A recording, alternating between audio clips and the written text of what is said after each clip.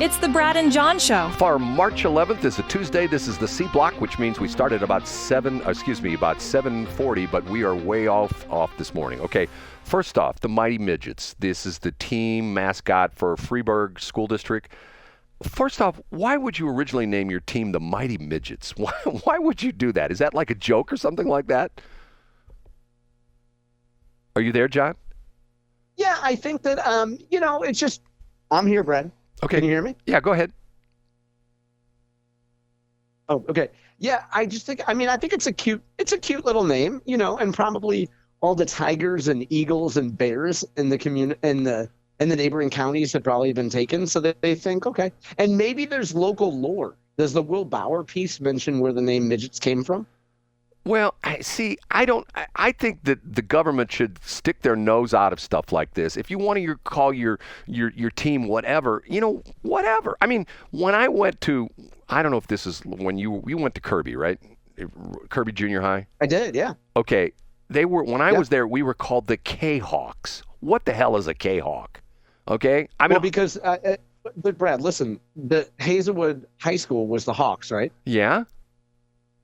So Kirby starts with the letter K. Right. So there's also, in the bordering state, the most famous basketball school ever are the Jayhawks. So if you combine Kirby with the Hawks, you get K-Hawks, which sounds kind of like a Jayhawk. John tried to rationalize that one. I mean, K-Hawks is pretty simple. I mean, you're the Kirby version of, it's like calling, if you're junior high, if you're high school or the Parkway Central Colts, your junior high team will be the Junior Colt. Okay, why can't the Mighty Midgets be the M Midgets then? Brad, you're the one that read the piece, so go ahead and continue about the I just the think piece. I think this is sad because of the fact that you've got all this hypocrisy. You got rid of the Redskins, but yet you have the Chiefs. Okay, you got rid of the Indians, and once again, this crazy stupid thing is, who cares what you name your team? I mean, if and perfect example is this guy who's now making a ton of money, the guy who owns the Savannah Bananas. Okay, who would name their team the Bananas? Okay, to the point where what he did, he subscribed to Brad Hildebrand's School of Public Relations and Advertising. What did he do? What's that? I don't think we've talked about the Savannah Bananas before. Don't you know this? We've talked about the Savannah Bananas. Don't you know what the Savannah? I know. I was leading you in the last segment. The retail your retirement makes people sick story. What do the Savannah Bananas do, Brad? They completely rewrote the game of baseball and made it interesting again, to the point where Okay. kids want to go to a Savannah Bananas game, whereas they don't want to go to the Cardinals game. Trust me, my two youngest sons, I had season tickets when we were broadcasting the Rascals, River City Rascals, and I took them to the games, and if it wasn't for the fact they had a playground, my kids could have cared less about what was going on in the field. They just don't care. They're not They our could kids. not have cared less. They could not have cared less. Their interest was minimal. How's that? Yeah. Okay, so I don't, once I go my once again crutch. I don't get it. I just don't understand it. I mean, and what did I put on somebody's Facebook page yesterday? Matter of fact, on Jason Rosenbaum, who doesn't like me anymore, he has the thing like, we're going to have so-and-so on. She's going to have Tashara Jones and Kara Spencer on his show. And what questions do you want to ask? And you know what I said to Jason, which he won't reply to? I said, ask them. Oh, goodness. What'd you say? Ask them why they won't work to bring the Kansas City Chiefs and the Kansas City Royals to St. Louis, to keep those teams in Missouri. I talk about this all the time, and people look at me like, you do. Why? Yeah, and repeat your what's your theory about that, Brad? Where would the Chiefs possibly play, and where would the Royals possibly play? We got this stupid dome that's sitting there. That's nobody's using right now. Occasionally they use it, and there was a time in the city of St. Louis where we had an American League team, the Browns, and we had the National League team, the Cardinals, and they worked their schedules so that they were always in the stadium on opposite days. In other words, when the Cardinals were on the road, the Browns were playing at Sportsman's Park. When the Browns were on the road, the Cardinals were playing at Sportsman's Park. Okay, talk about a kick in the butt for the city of St. Louis. We got the Cardinals, we got baseball, 81 home games a year. Okay, multiply that times 2, you got 162 home games a year. 81 from the Cardinals, 81 from the Royals. You got this dome that's sitting downtown. They put new turf in it. Is it the world's best stadium? No. Is it like like AT&T in Texas, stuff like that? No, but it's perfectly serviceable. See, the thing that always gets me is these people talk about, oh, we got to get rid of Busch Stadium #2. It's a cookie cutter stadium. We need a new stadium. And what do? They do a cookie cutter, old school, stupid stadium, which I think looks horrible. Okay, Busch Stadium #2 was a beautiful design. This stadium looks like somebody got drunk one night. Okay, let's put together a stadium. Okay, we'll put these outfielders out here and we'll put a building here and blah blah. Because if you know the history of most old stadiums, they were sort of added onto from time to time to time. Okay, the hypocrisy of that is if you said, hey, let's tear down Wrigley Field in Chicago and build a new modern, people, oh my God, you can't get rid of Wrigley Stadium. Or if you said, let's tear down the, Fenway Park in Boston and get rid of that stupid green monster. Oh, you can't do that. No, you can't do that. Get what I'm saying? I think what you're saying, yeah. I'm not making any sense. Okay. Okay. It was interesting. You sent me the article and your archive thing. What really caught my attention was the story about the Riverview Gardens School District. Did you read that at all? Riverview Gardens School District. No, I didn't. Okay. If you look at the thing you sent me, matter of fact, if you sent me your What day did I send it to you? You sent it to me this morning. It was the thing you think about the Rockwood School District? Yes, and we want to talk about that briefly. But this is like the Izzy Imig, whatever her name is. Okay, if you look at the bottom of the page, the second story down is Riverview Gardens School District to cut nearly 100 positions to cut their budget panic, it said. Okay, but the interesting part of the story is they hired a bunch of people because they got all this federal money for the COVID. They hired like 200 people. And they knew the money was going to run out, but yet they hired all these people. And they gave everybody a raise, okay? So they're spending money like drunken sailors, okay? So now all of a sudden, oh my God, we don't have any money anymore because the feds aren't giving us any money. So now they got to get rid of 100 people, okay? What's wrong with that picture? That's bad management. Well, it is bad management, but there's also a little bit of spend it if you got it, smoke them if you got them. Right. And you would think that in a responsible way, you would think, okay, we could do something with this money, or you could look at it and say, let's hire a bunch of people and make a bunch of programs that will have to go away if the money goes away. We always knew this money was going away. But my theory is here too, Brad. If you thought 3 years ago that there was a good chance that Joe Biden would be reelected, you think, okay, the spigot is going to stay open. Money's going to keep coming eventually. So let's create these programs.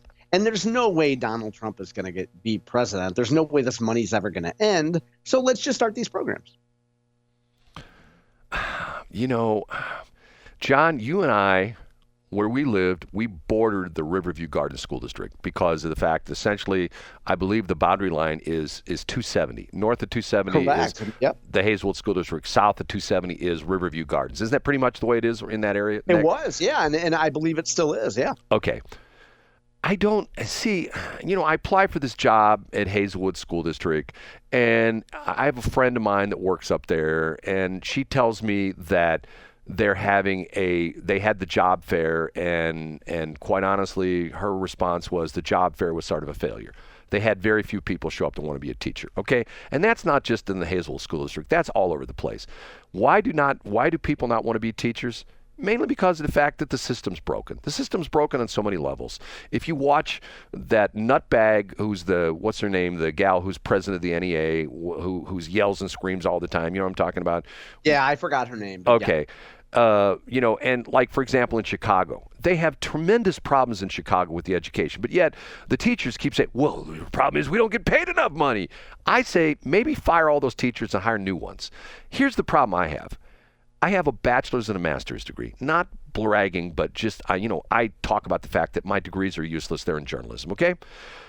For me to teach in any school district in the state of Missouri, I would have to enroll in a program. There's a program at UMSL. There's a program at SLU. It's called Teacher in Residence. I got all the brochures and stuff like that. And I'd have to pay $20,000 in tuition to get into this program. Essentially, it's a remote distance learning kind of thing, whatever you want to call it. And I would be in this program for 2 years where I would be hired, and they would hire me, and I essentially would be a teacher in resident, and I would be working on getting my teaching certificate. Okay?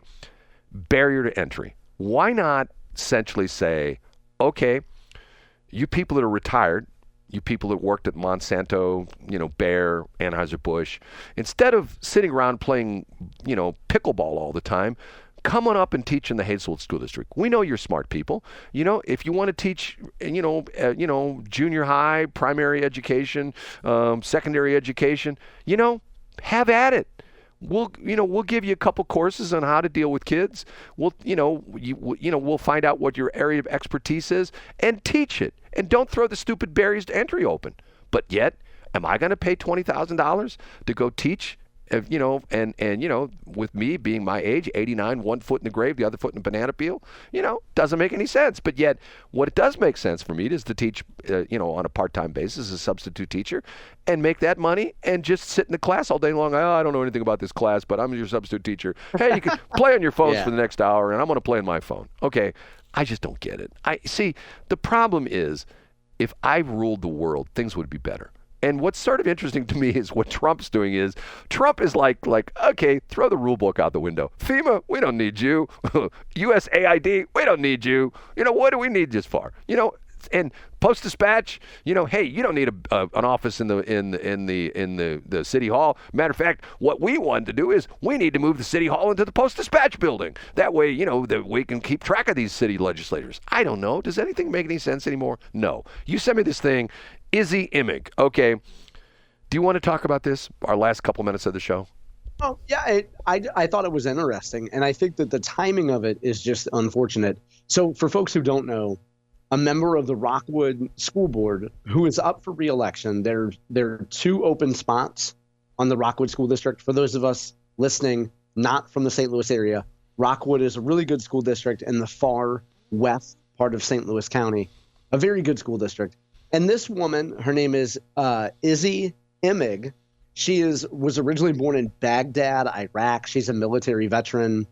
She is a conservative member of the school board. She got a citation from police for allegedly shoplifting from a Target, and she got a court summons and in lieu of arrest. So she was not arrested, but she got a court summons, whatever that means. And it was not online as of yesterday. By the way, this reporting is from Monica Obradovic from the St. Louis Post-Dispatch. So Izzy Imig declined to comment when reached by phone Monday morning. But the bad thing for timing for Izzy is that, I don't know exactly when absentee voting starts in the Rockwood district, but if it hasn't started already, I'm sure it starts pretty soon. And yeah, I mean, she's up for election this year. And the 2 candidates she's running against, Brad, are kind of the NEA slate of candidates. You know how the NEA runs slates. So the two candidates she's running against, the women she's running against, are like NEA endorsed candidates. And Izzy is the lone conservative in the race. So it says police did not address questions about what Imig was accused of stealing or its value. So we see one side of the story here. We don't know what happened, and it was at a Target. There's one on Target on Manchester. This is the one before. It would be west of Hers Mill Road for people who know the area. John, I have the solution. What's that? She just needs to put up about 1,000 yard signs, and everything will be good. She does, yeah. Or she could advertise on radio, and it's ephemeral, and the message goes away. But, I hear that on Saturday between 10 a.m. and 3 p.m., I was talking to an old radio guy, and I don't mean he used to do radio. I mean, he's an old guy in radio. And he said that's the prime time for listening, The Izzy Imig thing, there's interesting story, but I don't know. To me, this is like, see, I think this is what's wrong with the whole education system. Why do we have conservatives and why do we have NEA people? Why can't we have people that say, look, the system's broken. The kids aren't getting the education they need. They're not getting, the chance to become welders or plumbers or things like that, because a lot of these kids aren't going to college anymore because they can't afford it anymore. So let's give them a hell of an education, and let's throw the old school books out the window, and let's do it right. And you know what? If we want to have 14 different restrooms for, one for L, one for G, one for B, one for T, one for Q, one for I, one for the plus bathrooms, so be it. Let's just educate the kids. That's my deal. I mean, you can fit that whole message on a yard sign though, can't you? Like, that was pretty succinct. I mean, it wouldn't fit in a 30-second, very well done radio ad, but you could probably put that on a 4x8, couldn't you? Can I be honest with you? I'm such a contrarian. If I lived in the Rockwood School District, you know who I'd be voting for? Izzy Imig. Damn right. I'd say, yeah, I would too, Brad. Let's vote for Izzy. Izzy, because, see, here we go again. There's something that's not coming out of this story. We certainly haven't heard what's going on there. There's something that's being suppressed, and once again, nobody will talk. You know what? I bet you if I called Joe Mannies, I bet you she would be able to give me the whole scoop on this. Don't you think, John? No, she's on an island right now because she got all that Forensic KWMU money for selling the license. She's actually the one that sold it out from underneath Umsel. Yeah, she's probably the consultant that's making, God, does that bother me? I didn't read that about Katie Ekshak declaring bankruptcy. God, how do you declare bankruptcy when you're a not-for-profit? You know what I mean? Good You're grief. just bad with money. That's how, man. Ask a lot of churches. Yeah, no kidding. Okay. Hey, I can't wait to hear their free ads on Westplex when I'm driving through today, Brad. Who's that? The church? Yeah, all the churches, Brad. They just want to advertise their fish fry, but they're a nonprofit. They can't pay, Brad. Right. Yeah. And yet the pastor's getting, pastors driving around in a Mercedes. They don't pay any taxes, but yet they want to saddle me with all the stuff. Okay. Say goodbye, John. See you guys tomorrow.